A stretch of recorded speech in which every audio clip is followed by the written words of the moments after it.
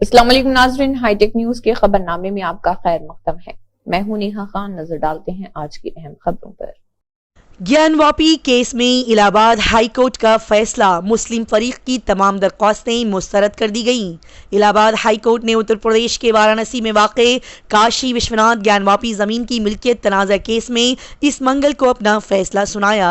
जज जस्टिस रोहित रंजन अग्रवाल की मंच ने मिल्कियत तनाज़े के मुकदमात को चैलेंज करने वाली अंजुमन इंतजामिया मस्जिद कमेटी की तरफ से दायर दरख्वास्तों को मुस्तरद कर दिया।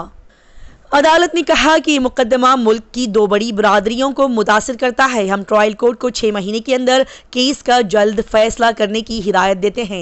इलाहाबाद हाई कोर्ट ने मजीद कहा कि एक मुकदमे में किए गए ASI सर्वे को दूसरे मुकदमे में भी दाखिल किया जाएगा और अगर ट्रायल कोर्ट को लगता है कि किसी भी हिस्से का सर्वे ज़रूरी है तो अदालत ASI को सर्वे करने की हिदायत भी दे सकती है। बता दिया जाए कि 32 साल के बाद इस वकील ने ज्ञानवापी केस के फैसले पर अपना पहला रद्द-ए-अमल दिया।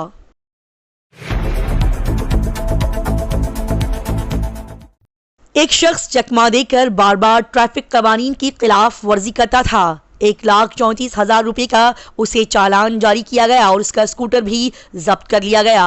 अगर आप भी ट्रैफिक कवानीन को तोड़ते हैं और ये सोच रहे हैं कि कोई नहीं देख रहा, तो फिर आप गलती कर रहे हैं। अब आपको ज़्यादा मोहतात रहने की ज़रूरत है, क्योंकि ऐसा करना आपको बहुत महंगा साबित हो सकता है। ट्रैफिक पुलिस आपको कब और कहां पकड़ लेगी और आपकी ये लापरवाही आपको कितनी महंगी पड़ेगी, आप एक हालिया केस से इस बात को सीख सकते हैं। ये मामला कर्नाटक की राजधानी बेंगलोर का है। यहाँ एक शख्स पुलिस को चकमा देकर बार बार ट्रैफिक कवानीन की खिलाफ वर्जी कर रहा था। उसे मालूम नहीं था कि पुलिस उस पर नजर रखे हुए है और वो हर बार पकड़ा जा रहा है। फिर एक दिन ट्रैफिक पुलिस के चालान का नोटिस उनके घर पहुंचा तो वो हैरान रह गया। पुलिस ने 255 मरतबा ट्रैफिक कवानीन तोड़ने पर उसे 1,34,000 रुपये का चालान जारी किया। यही नहीं, उसका स्कूटर भी जब्त कर लिया गया। बता दिया जाए कि इस शख्स के घर के करीब एक कैमरा नस्ब किया गया था। मीडिया रिपोर्ट्स के मुताबिक ट्रैफिक पुलिस कैमरों के जरिए उसूल तोड़ने वालों की निगरानी कर रही है। इस शख्स को, जो कि पेशे से मजदूरी करता था, इस बात का इल्म नहीं था कि वो 2-3 साल से ट्रैफिक कवानीन की खिलाफ वर्जी कर रहा था और ये सोच रहा था कि मुझे कोई नहीं देख रहा, मैं हर बार बच जाऊंगा। उसे अंदाजा नहीं था कि ट्रैफिक पुलिस ने उसके घर के करीब कैमरा लगा रखा है और वो उस पर नजर रखे हुए है। कौन है ये मलिका जो IPL की तारीख की पहली खातून ऑक्शनर होंगी? ये एक तारीख रकम की जाएगी। IPL के 17वें सीजन के लिए खिलाड़ियों का बाजार मंगल 19 दिसंबर को तैयार किया गया। नीलामी के लिए 1166 खिलाड़ियों ने अपने नाम दर्ज कराए थे, लेकिन BCCI ने 333 खिलाड़ियों के नाम शॉर्टलिस्ट किए हैं जो IPL नीलामी में शामिल होंगे। IPL 2024 की मिनी नीलामी दुबई के कोला कोला एरेना में होगी। लीग की गुज़िश्ता 16 साल की तारीख में ये पहला मौका है कि बैरून मुल्क नीलामी का एहतमाम कर रहा है। नीलामी कौन कराएगा? लोग ये जानकर बहुत पुरजोश हैं। ये पहला मौका होगा कि IPL की नीलामी करने वाले कोई मर्द नहीं, बल्कि मर्द के बजाय एक खातून होगी। जी नाज़रीन, मलिका सागर इस बार IPL नीलामी की ऑक्शनर होगी, जिन्होंने हाल ही में वुमेन्स प्रीमियर लीग में बखूबी अंदाज से एक ऑक्शनर का किरदार अदा किया था। ईरान में 70% गैस स्टेशनों का काम ठप। सरकारी इमारतों की निगरानी के लिए नस्ब कैमरे भी हैक किए गए। एक मुश्तबा साइबर हमले की वजह से स्पीड को ईरान के 70% गैस स्टेशनों को रोक दिया गया। सरकारी टेलीविजन चैनल के मुताबिक सॉफ्टवेयर के मसले की वजह से गैस स्टेशन के काम में खलल पड़ गया। चैनल ने लोगों पर जोर दिया कि वो इन गैस स्टेशनों का दौरा न करें जो इस काम को कर रहे हैं। टाइम्स ऑफ इसराइल समेत इसराइली मीडिया ने इस हमले की जिम्मेदारी गोजनशे के दुरंदे या प्रेडेटरी स्पोरेस नामी हैकर ग्रुप को करार दिया है। सरकारी टेलीविजन चैनल ने वजारत तेल के बयान का हवाला देते हुए कहा कि मुल्क में 30% से ज्यादा गैस स्टेशन अब भी इसी के तहत काम कर रहे हैं।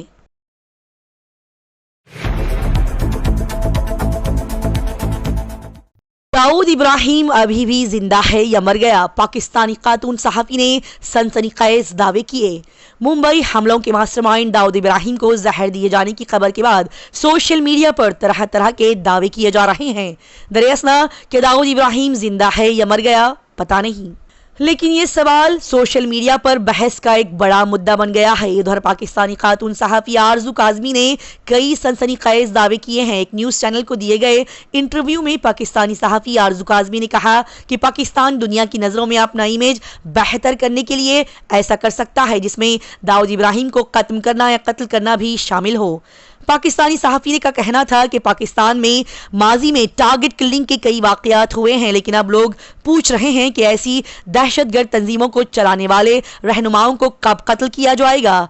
सहाफ़ी आरजू काज़मी ने मजीद कहा कि न सिर्फ दुनिया बल्कि अब पाकिस्तान के बेहतरीन दोस्त चीन ने भी कहना शुरू कर दिया है कि ऐसे लोग पाकिस्तान में न रहे। इसीलिए ऐन मुमकिन है कि पाकिस्तान खुद दाऊद इब्राहिम जैसे लोगों को मार डाले।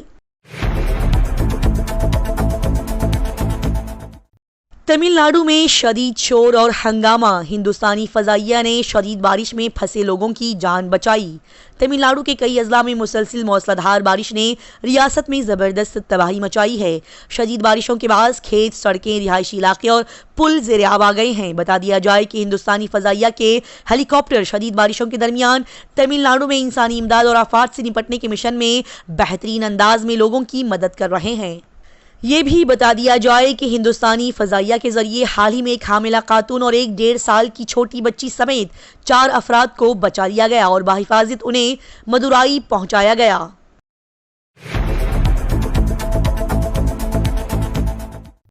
वज़ीर आज़म नरेंद्र मोदी ने कहा कि ऑपोजिशन का मकसद मुझे इख्तिदार पावर से हटाना है। सिक्योरिटी लैब्स केस में कुछ पार्टियां मुल्जिमीन को बचा रही है। बीजेपी के पार्लिमानी बोर्ड की मीटिंग पार्लियामेंट लाइब्रेरी के अहाते में की गई। वज़ीर आज़म नरेंद्र मोदी, वज़ीर दाखिला अमित शाह, वज़ीर दिफा राजनाथ सिंह और बीजेपी के सदर JP नड्डा समेत तमाम मेंबरान पार्लियामेंट ने इस मीटिंग में शिरकत फरमाई। इसी दौरान वज़ीर आज़म नरेंद्र मोदी ने ऑपोजिशन को निशाना बनाया। उन्होंने कहा कि ऑपोजिशन अरकान असेंबली का रवैया अफसोसनाक है। उनके रवैये को देखकर लगता है कि वो पार्लियामेंट की सिक्योरिटी लैब्स केस के मुलजिम को बचाने की कोशिश कर रहे हैं या फिर वो उनकी हिमायत कर रहे हैं। पीएम नरेंद्र मोदी ने मजीद कहा कि आज के वोटरों को कांग्रेस के दौरे हुकूमत में होने वाले घोटालों के बारे में बताने की जरूरत है ताकि वो ऑपोजिशन की हकीकत जान सके। उन्होंने मजीद कहा कि ऑपोजिशन का एक ही मकसद है कि वो यहीं रहे और आगे न जाए। इस हॉल में जो जगह खाली है वो अब अगली बार भरती हुई नजर आएगी।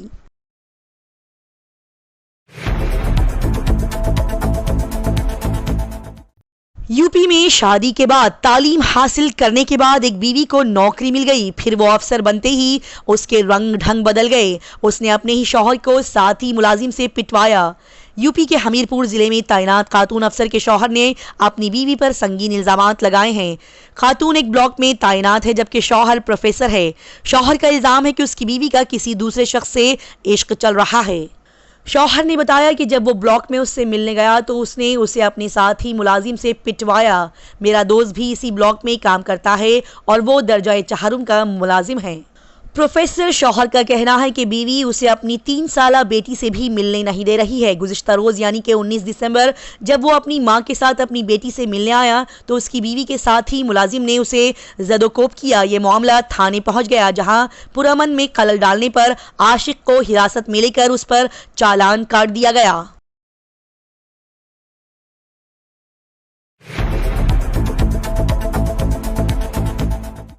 एक दिल दहला देने वाला वाकया। पाकिस्तान इस्लामाबाद में सड़क पर डाकुओं की फायरिंग से एक पुलिस अहलकार और उसका बेटा जाँ बहक हो गए। पाकिस्तान इस्लामाबाद में सेक्टर G11 के इलाके रमना थाने में डाकुओं ने हेड कांस्टेबल मोहम्मद अशरफ और अहले खाना को निशाना बनाया। पुलिस अहलकार की बीवी और बच्चों ने हमलावरों के सामने हाथ जोड़कर अपनी जान की इल्तिजा की, लेकिन डाकुओं ने बाप बेटे दोनों को गोली मारकर हिलाक कर दिया। ये दिल दहला देने वाला वाकया रमना थाने के इलाके में पेश आया जहां हेड कांस्टेबल अशरफ ने मुदाखलत करके मुजरिमों को गिरफ्तार करने की कोशिश की थी क्योंकि वो सड़क पर एक दूसरे शख्स को लूटने की कोशिश कर रहे थे। जब उन्होंने डाकुओं को पकड़ने की कोशिश की तो उन्होंने फायरिंग शुरू कर दी जिससे अहलकार और उसका बेटा दोनों हिलाक हो गए।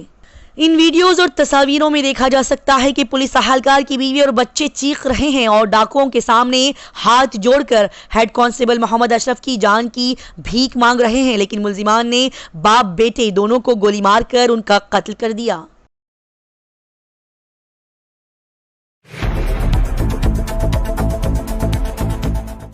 शादी के मंडप में एक दुल्हन ने दूल्हे से शादी करने से इनकार कर दिया और कहा कि मैं किसी और से मोहब्बत करती हूँ। दूल्हा दुल्हन का मुंह देखता ही रह गया। कहा जाता है कि जोड़ियां ऊपर वाला बनाता है, लेकिन अगर आजकल दूल्हा और दुल्हन राजी ना हो तो शादी कभी मुमकिन नहीं हो सकती। इन दिनों एक वीडियोज और तस्वीरें सोशल मीडिया पर बहुत तेजी के साथ वायरल हो रही है। इन तस्वीरों में लड़की सबके सामने दूल्हे से शादी करने से इनकार कर रही है। दावा यह है कि लड़की किसी और से मोहब्बत करती है और दबाव की वजह से वो शादी नहीं करना चाहती। इस वीडियो को देखने के बाद कई सारे लोग लड़की के इस फैसले का खैर मकदम कर रहे हैं, तो कुछ लोग इस पर शदीद रद्द-ए-अमल जाहिर कर रहे हैं। वायरल होने वाली इन तस्वीरों और वीडियो में देखा जा सकता है कि दुल्हन दूल्हे को शादी से इनकार कर रही है। साथ ही घर वाले और रिश्तेदार भी उसके आसपास मौजूद हैं। इस वीडियो को सोशल मीडिया प्लेटफॉर्म इंस्टाग्राम पर एक सारिफ ने शेयर किया। सारिफ ने कैप्शन में दावा किया है कि ये वाकया बिल्कुल सच है। इस वीडियो के मंजर आम पर आने के बाद लोग अपने रद्द-ए-अमल का इजहार कर रहे हैं।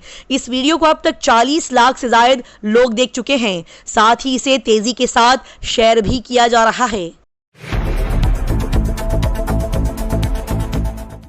कांग्रेस क्राउड फंडिंग, कांग्रेस को पहले दिन कितना अतिया मिला, अजय माखन ने मुकम्मल मालूमात दी है। लगातार 2 बार लोकसभा इलेक्शन हारने के बाद कांग्रेस अब आवाम से माली मदद की अपील कर रही है। कांग्रेस 2024 में होने वाले लोकसभा इंतखाबात से पहले अपनी माली पोजीशन मजबूत करने की कोशिश कर रही है।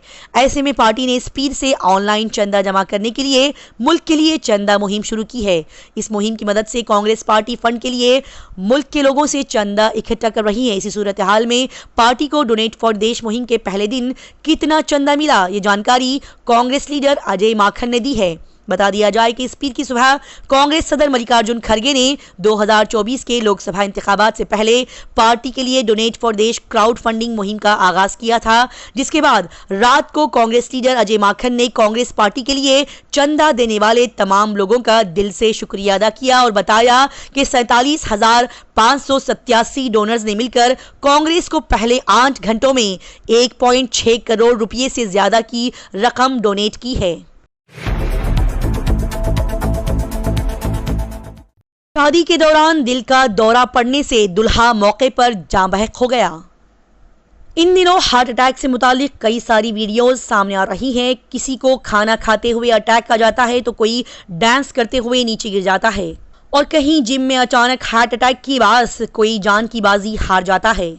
लेकिन 2 हालिया वीडियो सोशल मीडिया पर काफी तेजी के साथ अब वायरल हो रही है।